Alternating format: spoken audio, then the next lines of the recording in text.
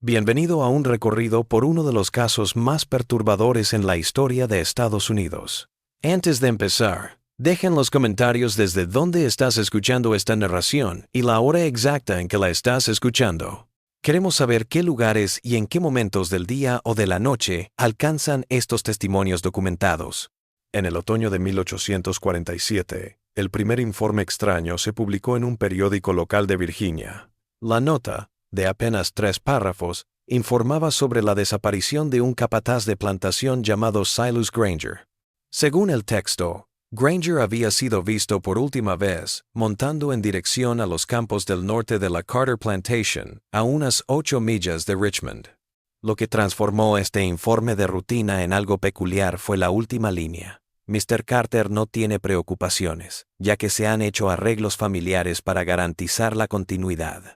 Durante casi 113 años, este pequeño anuncio permaneció enterrado en los archivos del condado hasta que una estudiante graduada llamada Ellen Morrison lo desenterró mientras investigaba las prácticas laborales del siglo XIX en 1960. Lo que comenzó como una nota al pie de página en su disertación se convertiría en uno de los casos más inquietantes de guerra psicológica jamás documentados en la América anterior a la guerra. La Carter Plantation, también llamada Willow Creek, no era nada del otro mundo para su época. Los registros muestran que cubrió alrededor de 900 acres, la mayor parte dedicada al tabaco y una pequeña operación de algodón en el lado oeste. Según los registros fiscales de 1845, en la propiedad vivían 73 esclavos, una cifra que situaría la plantación en la mediana de las plantaciones de Virginia. El dueño, Samuel Carter, había heredado la propiedad de su padre en 1839 y por lo que parece, la había continuado explotando sin cambios. Lo que hizo a Carter diferente de sus contemporáneos no era la extensión de sus tierras o sus prácticas agrícolas, sino su extraña vida familiar.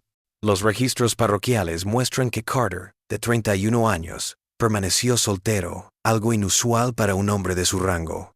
Aún más extraño fue el censo doméstico de 1845, que enumeró solo a Carter, a su hija de 17 años Eleanor y 3 sirvientes que vivían en la casa principal.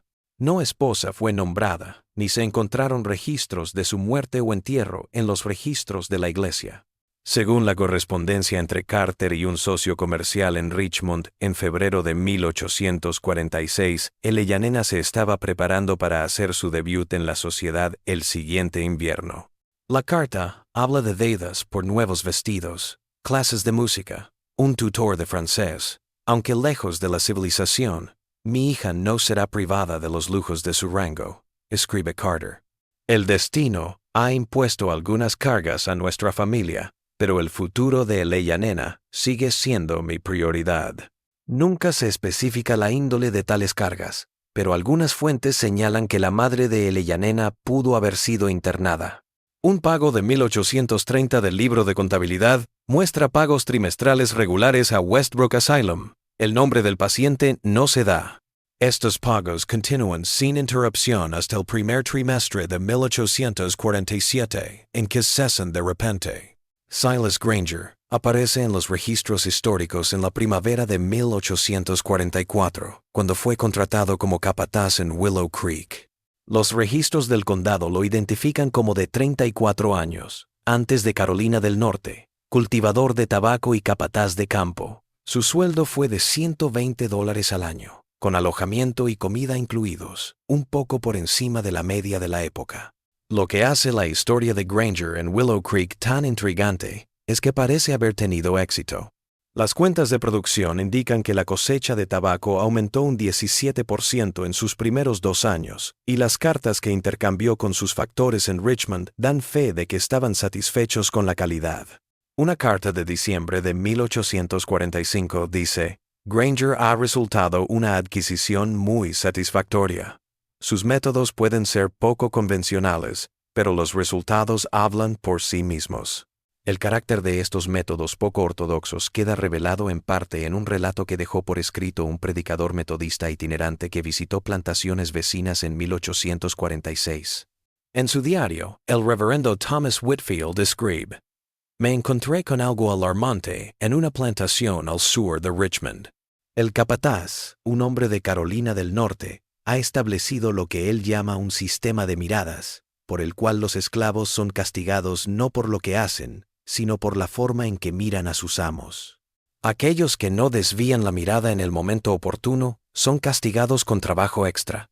Manifesté mi temor de que tales costumbres cultivasen resentimiento en vez de buen orden, pero el amo me despidió por ignorante de las necesidades de una plantación.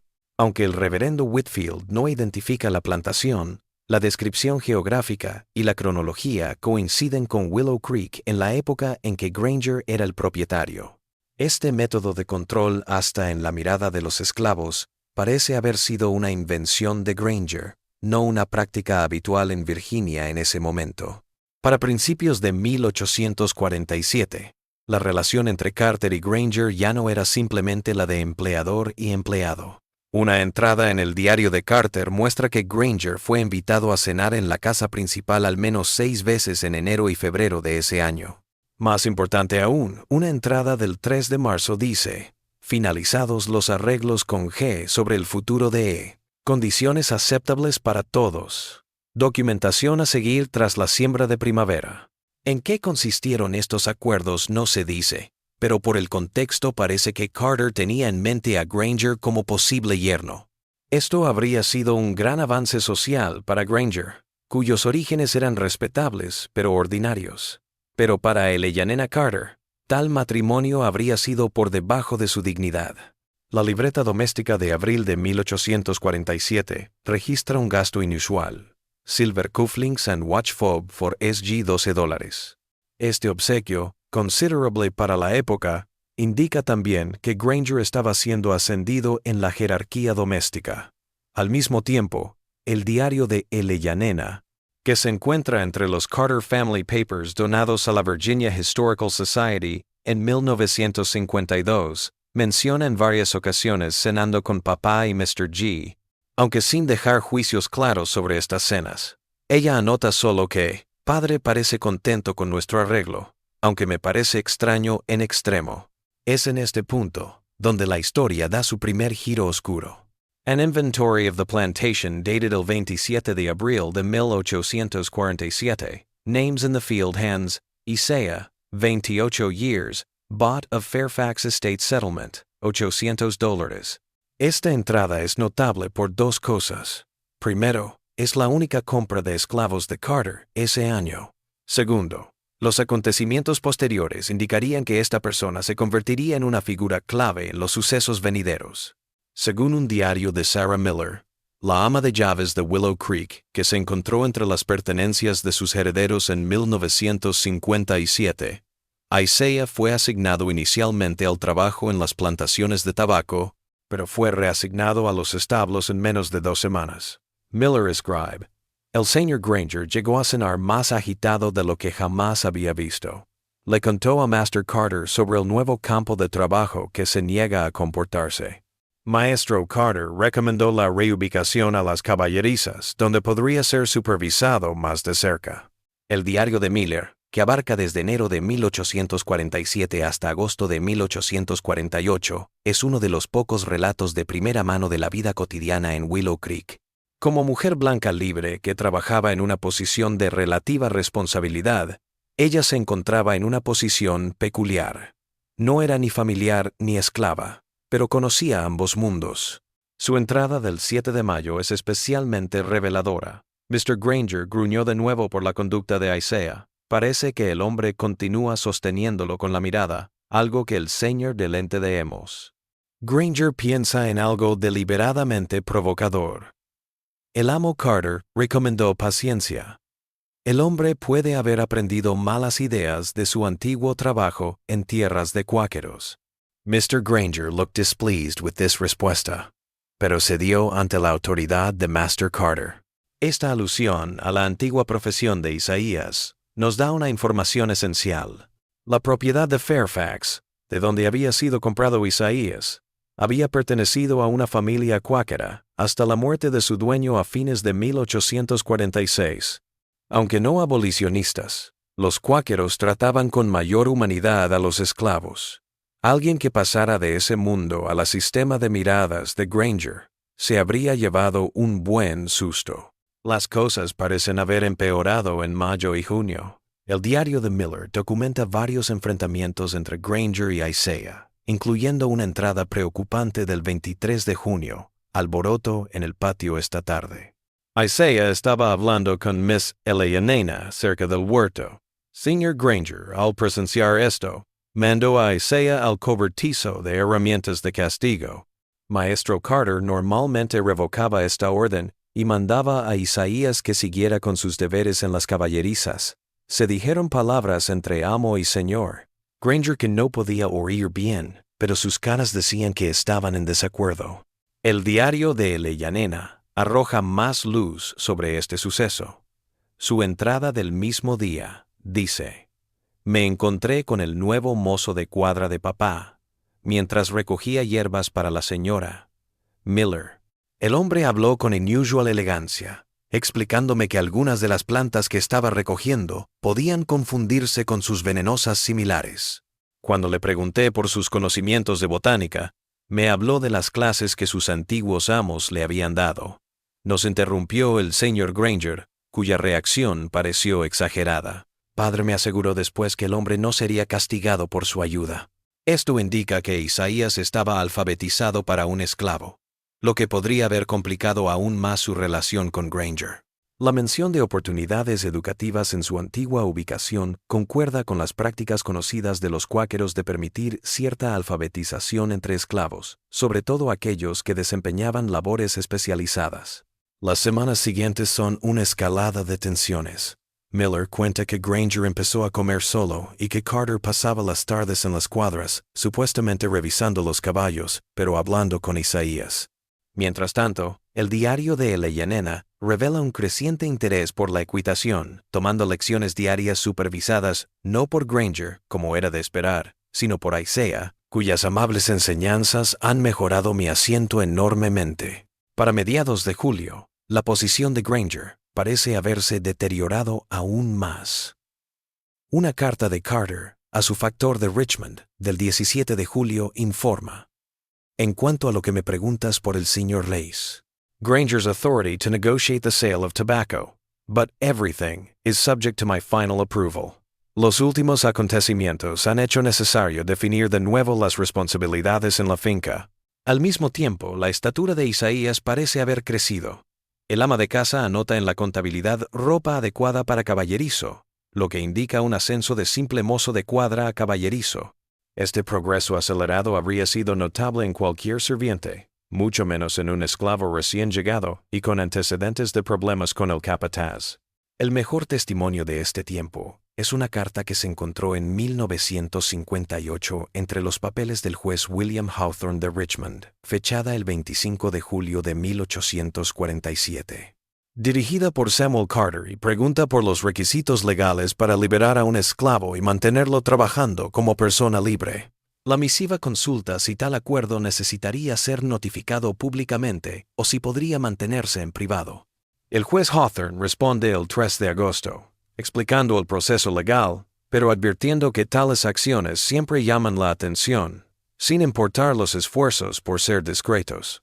Esta conversación indica que Carter ya estaba pensando en liberar a Isaiah 3 meses después de comprarlo, algo inusual que sugiere un plan mayor. La discreción de Carter se hace eco de la conciencia de que sus propósitos podrían generar controversia. Aún más sorprendente es la sugerencia de que la compra de Isaías no fue aleatoria, sino más bien informada por William Carter en Filadelfia. Esto plantea la posibilidad de que Isaías haya sido reconocido y elegido antes de poner un pie en Willow Creek. Una carta posterior de Samuel a William, del 12 de mayo, aclara aún más. Sus aprehensiones sobre las implicaciones sociales son comprensibles pero irrelevantes para mi objetivo. Su estado, como sabes, impide un encuentro normal. Ninguna familia de respeto daría su consentimiento a tal unión una vez que se conocieran las circunstancias. Es preferible un buen hombre en mala situación a una soledad eterna. En cuanto a G, siempre fue pretencioso. Una invitación a cenar no es una promesa, por mucho que él lo crea. Esta alusión a la enfermedad de Eleanor abre un nuevo camino en la historia. ¿Qué enfermedad la habría hecho inelegible para un matrimonio normal en la sociedad de Virginia? Morrison found a clue in medical records at Westbrook Asylum, which held an intake form for Catherine Carter, wife of Samuel, in 1830. El diagnóstico que figura es melancolía hereditaria con accesos de agitación violenta, la misma enfermedad que padecía su madre. Si se pensaba que Eleyanena había heredado la locura de su madre, esto podría convertirla en una mala combinación en una cultura obsesionada con la sangre y la herencia. El afán de Samuel de encontrarle un esposo que dependiera de él y no de alguien de su círculo social, que la encerrara en un asilo como a su madre, adquiere un nuevo significado de protección paternal. El mayor descubrimiento de Morrison, sin embargo, llegó gracias a su incansable búsqueda por rastrear la historia de Isaías antes de ser comprado por Carter. Los registros fiscales del Fairfax estate verified that he had been imprisoned there, but only for about 6 months after the death of the property's Quaker owner. Antes de eso, su rastro se perdió.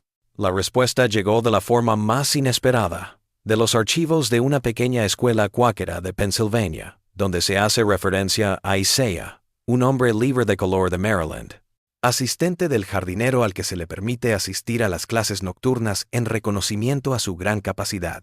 Esto indica que Isaías había sido libre, educado en el norte antes de ser reesclavizado y llevado al sur. Estos casos, aunque raros, sí sucedieron en el desordenado mundo legal de antes de la guerra en Estados Unidos, donde personas libres negras podían ser secuestradas y falsamente esclavizadas. Una búsqueda más profunda en los archivos judiciales de Pensilvania reveló algo aún más inquietante. En 1841, un caso llegó a la Corte de Common Pleas de Filadelfia sobre Isaiah Freeman, un hombre libre de color que supuestamente fue secuestrado y llevado al sur bajo falsos pretextos. El demandante, William Carter, comerciante, apoderado, declaró que Freeman había sido capturado mientras viajaba por negocios de Filadelfia a Baltimore y vendido a traficantes con destino a Virginia. El caso fue desestimado por falta de jurisdicción y por no poder encontrar a la supuesta víctima. Pero la participación de William Carter, primo y corresponsal de Samuel, añade un giro intrigante. Si el Isaiah Freeman de este caso es el mismo que luego sería comprado por Samuel Carter a los herederos de Fairfax, eso implica una búsqueda de años por parte de los primos Carter para encontrar y recuperar a una persona en particular.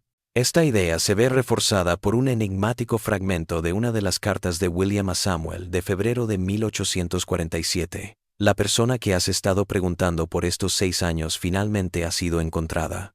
Se encuentra retenido en la antigua mansión mencionada, ahora con nuevos dueños tras la muerte del antiguo dueño. Su precio es elevado, pero he preguntado en bajo cuerda, y creo que conserva las cualidades por las que lo fichamos en su día. Por desgracia truncadas por lo que le ocurrió. Si quiere, se puede organizar en un abrir y cerrar de ojos.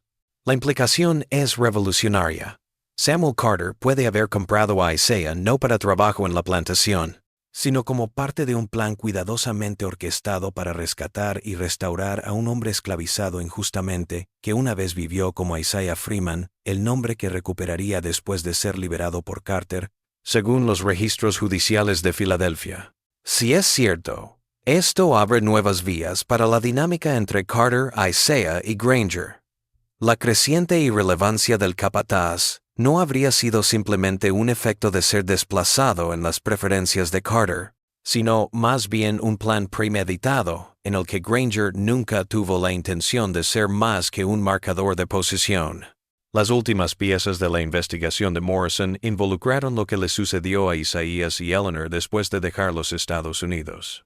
El censo británico de 1861 muestra que Isaiah Freeman, 42, agricultor, y Eleyanena Freeman, 33, vivían en el pueblo de Thornfield, en las afueras de Manchester.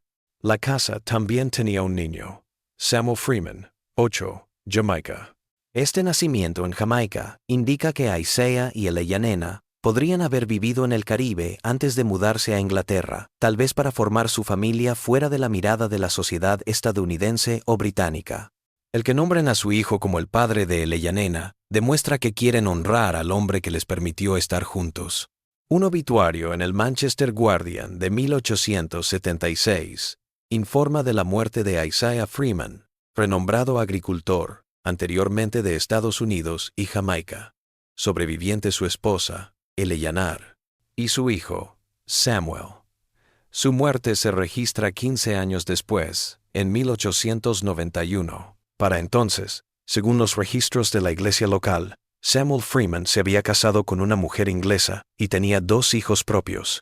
Lo que llega a descubrir Morrison es que la historia de Willow Creek, Isaiah y Eleanor no es una simple rebelión contra el poder antebellum, sino posiblemente un esfuerzo de décadas de Samuel y William Carter para corregir un error específico, el secuestro y la esclavización de un hombre libre, y asegurar el futuro de Eleyanena con un arreglo poco convencional pero deliberado.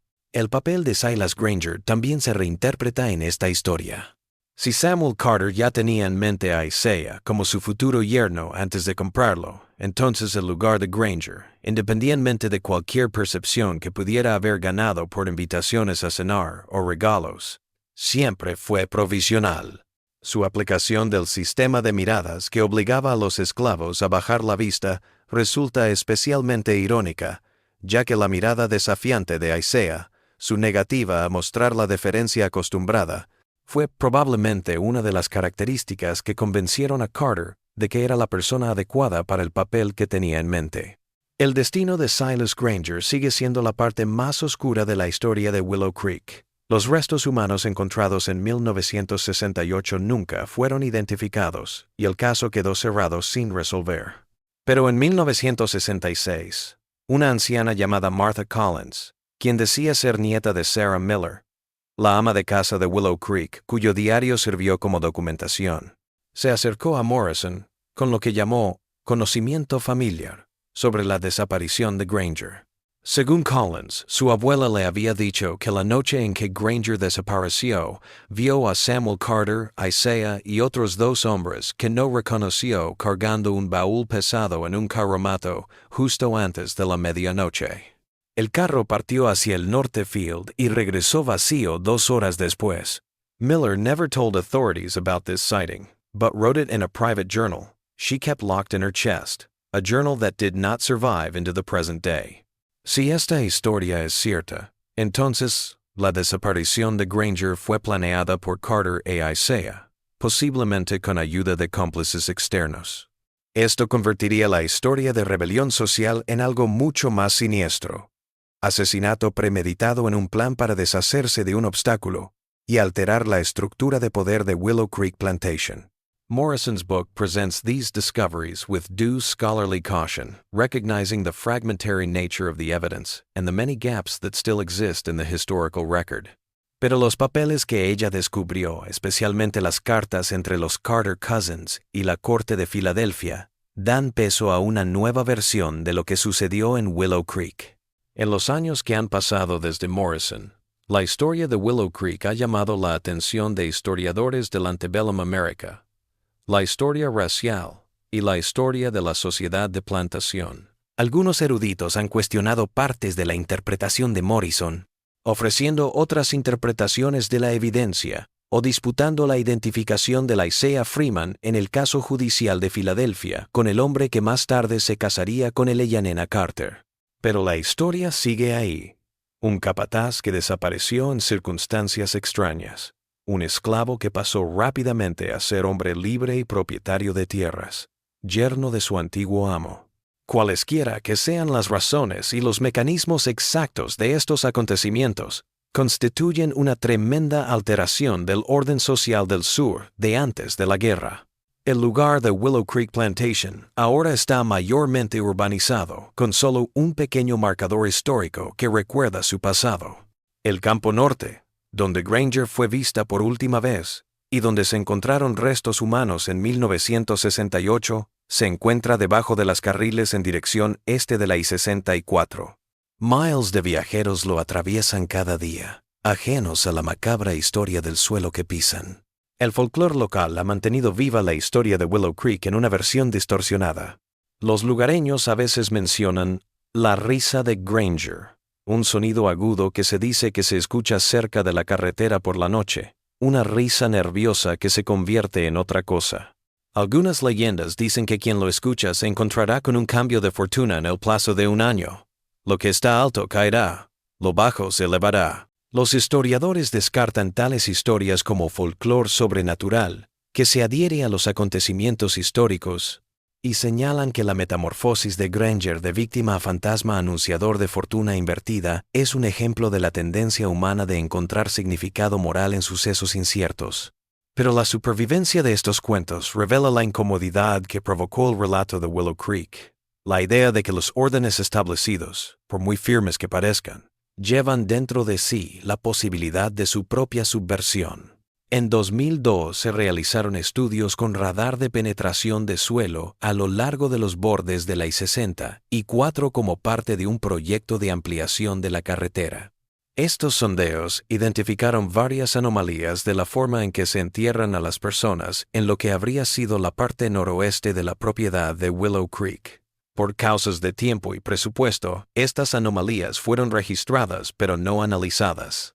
El informe oficial solo señaló que los registros históricos sugieren la posible presencia de tumbas sin marcar relacionadas con la antigua plantación, y recomendó que cualquier proyecto futuro en la zona se someta a una evaluación arqueológica.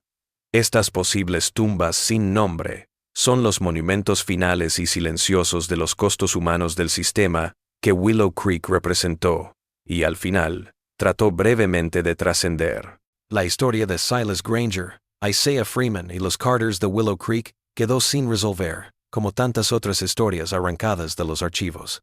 Lo que queda en archivos revela una historia increíble, una subversión de las jerarquías por un hacendado que actuó por una mezcla de necesidad, paternalismo y quizás un deseo de corregir una injusticia. Para Isaiah y Eleyanena, el resultado parece haber sido una fuga exitosa del sistema estadounidense y una vida en el extranjero, un final inusitadamente feliz en el contexto de la esclavitud en las plantaciones. Para Silas Granger, si los restos encontrados en 1968 eran suyos, la historia terminó en el Northfield en el que fue visto por última vez, sepultado bajo la cosecha que una vez supervisó. Lo más perturbador de la historia de Willow Creek puede ser lo que revela sobre el poder y su ejercicio en las sociedades humanas. Sistemas que parecen inmutables, sostenidos por la fuerza, consagrados por la ley y la costumbre, pueden ser desmantelados con relativa facilidad por aquellos que se benefician de ellos, en el momento en que deciden dejar de participar. Samuel Carter, por medio de su autoridad y poder, pudo destruir en su propia tierra el sistema que le daba autoridad, liberando al esclavo y al verdugo, pero guardando las apariencias para no llamar la atención del mundo exterior. Esto implica una maleabilidad incluso en las estructuras sociales más sólidas, no porque sean susceptibles a la resistencia colectiva, que pueden serlo, sino porque su perpetuación depende de la obediencia constante de quienes detentan el poder. El capataz se rió cuando un esclavo lo miró a los ojos, confiado en su lugar en la jerarquía. Meses después, había desaparecido y el hombre del que se había burlado estaba sentado en la mesa del amo, cortejando a su hija. Tal vez por eso la saga de Willow Creek sigue inquietando. Implica que las órdenes que consideramos establecidas y naturales pueden ser mucho más frágiles de lo que reconocemos, sostenidas no por su propia corrección o inevitabilidad, sino por miles de pequeñas decisiones de ajustarse a las expectativas de comportamiento. Y si tales órdenes pueden ser deshechas por voluntad de quienes están dentro de ellas, entonces ninguno de nosotros puede saber con certeza dónde nos encontramos, ni por cuánto tiempo. Quienes se detienen en el área de descanso de la carretera, cerca de lo que fue la antigua propiedad de Willow Creek, a menudo dicen que se siente una extraña tensión en el aire. No sobrenatural, pero sí la sensación de estar en un punto donde las reglas se rompían y surgían nuevas posibilidades, liberadoras y aterradoras. Otros dicen que se sienten observados, como si alguien estuviera esperando a ver qué harán con esta información, qué pequeñas rebeliones o adaptaciones harán en sus propias vidas. Y a veces, en el silencio entre coche y coche, se oye algo que podría ser el viento entre los últimos árboles o algo más. Algo que empieza como risa y termina como llanto de reconocimiento tardío a través de campos hace mucho tiempo asfaltados, pero que aún recuerdan lo que está enterrado debajo. Las cosas se movieron rápidamente en agosto. Miss Elena shut up in her chamber with what Master Carter calls a nervous complaint. Miller's diary entry for August 12th reads, To Miller. Reynolds sent for from Richmond, but who left without prescribing. After a clandestine consultation with Master Carter, la casa está revolucionada con estas noticias. El diario de Elena no aclara nada. Las hojas de principios de agosto han sido arrancadas, solo queda el borde rasgado del papel. Cuando vuelve a escribir el 21 de agosto, sus entradas son muy cautelosas. Solo habla del tiempo y de lo que está leyendo. La única alusión posible a su nervous complaint es una referencia velada a que Father confirms that all preparations are in order, and I must rely on his discretion in the meantime. La evidencia más dramática de este tiempo llega de una fuente inesperada. Una carta de Silas Granger a su hermano en Carolina del Norte, interceptada por Carter y nunca enviada, pero guardada entre los papeles de Carter. Fechada el 15 de agosto, la misiva dice en parte, la situación en Willow Creek se ha vuelto insostenible. Carter se ha vuelto loco, sentando al mozo de cuadra a su mesa mientras yo como en mis aposentos. Peor aún, he visto a Eleanor 2 veces con el hombre. Una vez caminando en el jardín y otra vez en la biblioteca, supuestamente leyendo. Cuando le señalé estas irregularidades a Carter, me dijo que mis servicios ya no serían necesarios, que se estaban haciendo nuevos arreglos para administrar la plantación. Y he estado en este puesto durante 3 años, con la promesa de que vendría una mejor remuneración. Ser sustituido por un campesino, por muy refinado que sea, es insoportable. Voy a ir a ver a Carter, y le voy a exigir que me explique cuál es mi situación. Esta carta es la mejor evidencia de la revolución que está teniendo lugar en Willow Creek. Isaiah, bought in the fields just 4 months ago, was now seemingly being brought into the family, while Granger, once in line to become family, was being pushed to the side. La batalla que Granger planeaba parece haber ocurrido alrededor del 20 de agosto. El diario de Miller anota voces elevadas en el gabinete de Master Carter esta noche. Sr. Pride. Granger se fue, furioso, montando hacia el norte a pesar de la hora. Maestro Carter dijo que no lo siguiera. Esta fue la última vez que se vio a Silas Granger en Willow Creek. El libro de pago de la plantación indica que su salario fue pagado en su totalidad hasta agosto, con la nota contrato terminado de mutuo acuerdo. Nada más se sabe de Granger en los papeles de Carter. El anuncio en el periódico local, al que me refería al principio de este relato, se publicó el 7 de septiembre de 1847. Su tono relajado y la mención de arreglos familiares para mantener la empresa en marcha adquieren un nuevo significado en la lectura de los documentos anteriores. Lo que sucedió a continuación fue aún más extraño que la desaparición de Granger. El 28 de septiembre, el registro parroquial de St.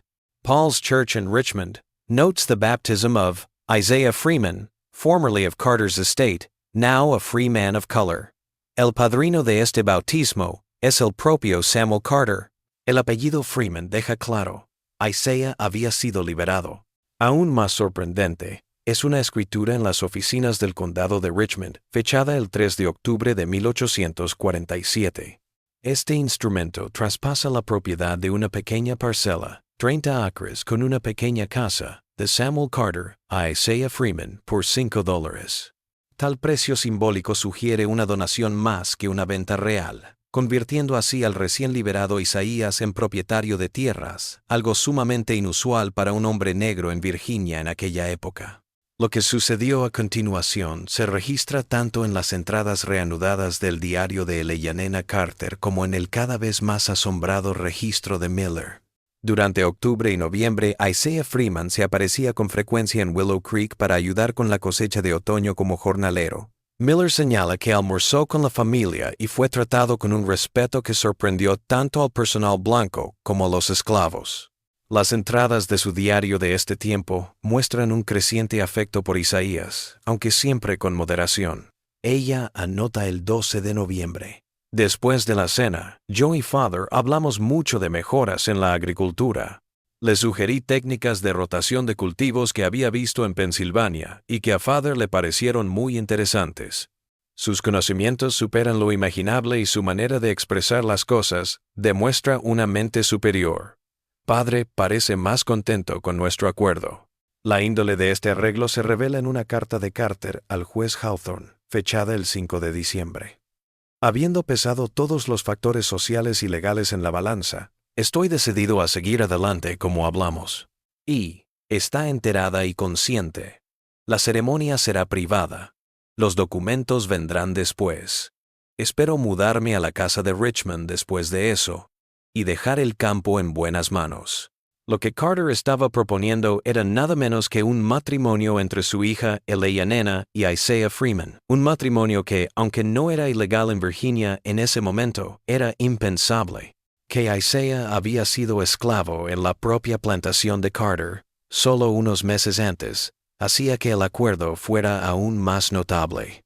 La ceremonia parece que tuvo lugar el 20 de diciembre de 1847. No iglesia local está registrada. Probablemente fue una ceremonia privada realizada por un ministro visitante.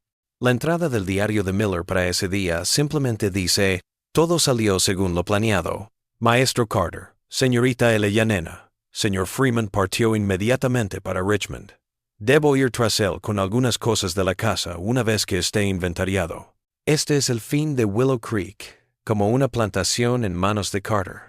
Un anuncio en el Richmond Business Register de enero de 1848 informa que la propiedad fue arrendada a un vecino hacendado y que se combinarían las operaciones.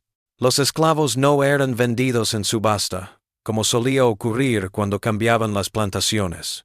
En lugar de ello, los registros del condado indican que 23 personas fueron liberadas legalmente en los 6 meses siguientes, mientras que otras fueron trasladadas a las tierras de parientes o vecinos plantadores.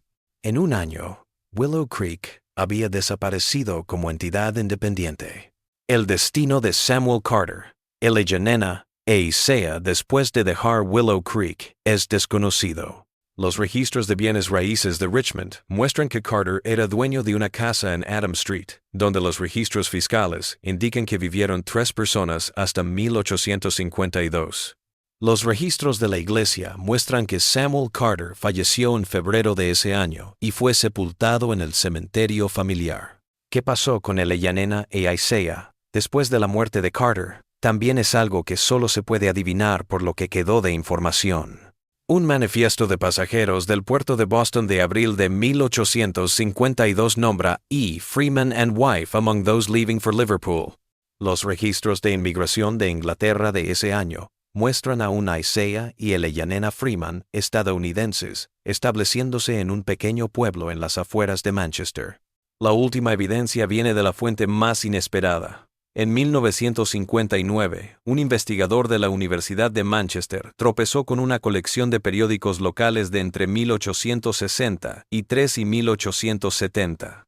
Estas notas sobre mejoras agrícolas fueron escritas por un I. Freeman, de Virginia. El autor es calificado en una nota editorial como un hacendado mestizo, cuyos procedimientos innovadores han sido imitados por las principales haciendas de la zona. Esto implica que Isaiah y Eleanor no solo escaparon de las crecientes tensiones de la América antes de la Guerra Civil, sino que prosperaron en el extranjero donde las restricciones sociales contra su matrimonio pudieron haber sido más flexibles. No se conocen hijos de su matrimonio. El destino de Silas Granger sigue siendo un caso abierto. Nunca encontraron el cuerpo. Nunca volvió a aparecer en registros públicos. Su desaparición coincidió con una época de grandes cambios en Willow Creek, desde la liberación de un esclavo y su ascenso a hombre libre, terrateniente y finalmente, yerno del dueño de la plantación. La peor posibilidad que la desaparición de Granger no fuera voluntaria se insinúa en una entrada en el diario de Eleanor del 1 de septiembre de 1847. El asunto con el señor Danelese. G se ha resuelto a favor de papá. Me aseguró que no quedaban rastros que nos delataran. La próxima cosecha será buena en Northfield, dice él, porque el suelo está enriquecido. Esta vaga alusión es la única posible pista de juego sucio, pero está lejos de ser suficiente para justificar una investigación. El campo norte, donde se vio por última vez a Granger, fue cosechado y replantado sin problemas la primavera siguiente. En 1968, mientras se construía una carretera que atravesaba parte de lo que había sido la antigua propiedad de Willow Creek, se descubrieron restos humanos a unos 6 pies por debajo de la superficie de lo que había sido el campo de tabaco del norte de la antigua plantación. Los huesos, que se cree que pertenecen a un hombre blanco de unos 30 años, mostraban signos de traumatismo por fuerza contundente en el cráneo. Debido a la antigüedad de los restos y al estar muy urbanizado el lugar, no se siguió investigando. Los huesos fueron catalogados by the County Medical Examiner, and then reburied in an unmarked grave in the Richmond Public Cemetery. El informe del forense, archivado y perdido en el tiempo durante décadas, añadió un detalle: coloración verdosa en metacarpianos derechos, compatible con exposición prolongada a aleación de cobre, anillo u adorno similar. Los registros históricos muestran que Silas Granger llevaba un anillo de cobre que había pertenecido a su padre. Lo que ocurrió en Willow Creek Plantation en 1847 dio un giro sin precedentes a las relaciones de poder del sur antes de la guerra. Un esclavo comprado se convirtió en propietario y miembro legítimo de la familia en cuestión de meses, mientras que el capataz que tenía todo para ascender desapareció en circunstancias nunca esclarecidas. ¿Qué impulsó a Samuel Carter a actuar tan en contra de las costumbres de su tiempo y lugar? La mejor teoría, y la que mejor encaja con la cronología, es que se dejaron de hacer pagos a Westbrook Asylum a principios de 1847, justo cuando Isaiah fue comprado, y las cosas comenzaron a cambiar en Willow Creek. Si estos pagos habían estado reteniendo a la madre de Eleyanena en prisión, su muerte habría eliminado una gran restricción sobre Carter. Algunos autores han llegado a pensar que Carter, al verse cercano a la muerte y sin herederos varones, deliberadamente arregló un matrimonio inusual con un hombre al que respetaba por su inteligencia y capacidad, para asegurar el futuro de su hija. La rapidez con la que Isaías es comprado, ascendido, liberado y casado con Eleyanena parece un plan ejecutado con rapidez, quizás porque Carter sabía que se estaba muriendo. Cualquiera que haya sido su motivación, los acontecimientos de Willow Creek representan una anomalía sin parangón en los anales de la sociedad de las plantaciones, un caso inusual en el que las jerarquías raciales y sociales no solo fueron cuestionadas, sino activamente desmanteladas por un miembro de la clase plantadora. En cuanto a Isaiah y Eleanor, su supuesta huida a Inglaterra y su exitosa llegada allí es un final increíble para una historia increíble. Que un hombre que inició 1847 como recién comprado esclavo, terminara ese año libre y propietario de tierras, y en 5 años, se convirtió en un reconocido agricultor innovador en otro país, desafía la narrativa común sobre las posibilidades de los esclavos en el sur antes de la guerra. La historia de Willow Creek se ha transmitido principalmente a través de archivos privados, diarios personales, libros de contabilidad domésticos, correspondencia, en lugar de registros oficiales. Quizá por eso permaneció oculta durante más de un siglo hasta que Ellen Morrison la descubrió accidentalmente en 1960. Lo que se desconoce, y tal vez nunca se llegue a saber, es el destino de Silas Granger. Los restos encontrados en 1968 son intrigantes, pero no definitivos. Si el capataz que se burló de la mirada de un esclavo fue realmente enterrado en el campo norte de Willow Creek, es una última y sombría inversión del poder que una vez ejerció. Como recordatorio, la historia misma, incluso la reciente, tiene sus espacios en blanco y sus silencios, que pueden ocultar historias increíbles de resistencia, subversión y, a veces, victoria contra sistemas aparentemente inmutables de opresión. Hasta el día de hoy, quienes se detienen en la área de descanso de la carretera, edificada sobre lo que fue la antigua Northfield de Willow Creek, dicen sentir una extraña sensación, una pesadez en el aire que algunos atribuyen a la humedad, pero otros al peso de la historia. La leyenda local dice que en las noches más tranquilas se puede escuchar el eco de risas. No risa feliz, sino la risa insegura de un hombre que de repente se da cuenta de que su poder siempre fue mucho más precario de lo que pensaba. En la primavera de 1963, Ellen Morrison, la estudiante de posgrado que primero descubrió la historia de Willow Creek, regresó a Virginia para seguir investigando. Ahora profesora en Barnard College, Morrison había pasado los años entre tanto reuniendo alusiones dispersas a la familia Carter e Isaiah Freeman. Sus hallazgos, recogidos en una monografía publicada por la University of Virginia Press en 1965, aportan nuevos matices a la historia. Lo más convincente fue una correspondencia entre Samuel Carter y su primo William Carter, un comerciante de Filadelfia. Estas cartas, guardadas en los archivos empresariales de William Carter en la Sociedad Histórica de Pennsylvania, arrojan luz sobre lo que impulsó a Samuel Carter y cómo ascendió a Isaiah. En una carta del 18 de marzo de 1847, menos de un mes después de que Isaiah lo comprara, Samuel escribe: «El hombre de quien hablé ha llegado a Willow Creek. Vuestra información sobre su persona y habilidades resultó ser correcta en todos los aspectos. Él se comporta con gran dignidad a pesar de su situación y sabe leer mejor de lo que esperaba. Creo que podría encajar en lo que hablamos, si las cosas se dan con discreción». La respuesta de William del 2 de abril aconseja prudencia. «Aplaudo tu resolución de asegurar el futuro de E por medios no convencionales, pero modera la realización de tu plan.